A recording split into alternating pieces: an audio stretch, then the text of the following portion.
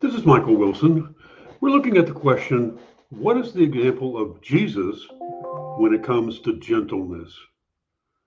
Well, I have to confess, I have a lot to learn from Jesus about gentleness.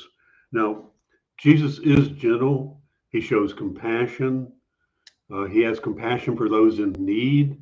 In fact, so great was his love for the needy that the Savior ministered to great crowds of people after the Sabbath had ended, when it was lawful for them to come for help.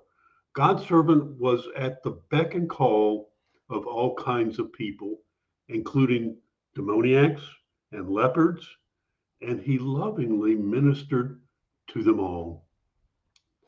That Jesus would meet and touch a leper is somewhat beyond our understanding.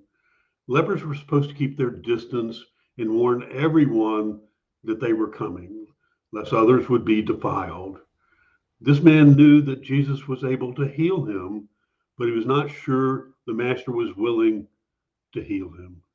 So lost sinners today have the same unnecessary concern, for God has made it abundantly clear that he's not willing that sinners perish, and that he is willing that all men be saved. So when you read the tests for leprosy described in Leviticus 13, you can see how the disease is a picture of sin. Like sin, leprosy is deeper than the skin. It spreads, it defiles, it isolates, it renders things fit only for the fire. Anyone who has never trusted our Savior Jesus is spiritually in worse shape than any man or woman who has had leprosy. So Jesus had compassion on the man and he healed him.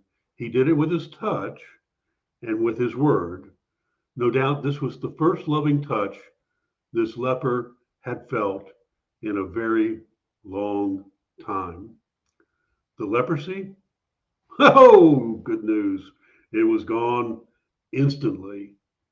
So Jesus commanded the man to not tell everybody. He was go to the priest, follow the instructions given in Leviticus 14, so that he might be declared clean and receive back into the social and religious life of the community.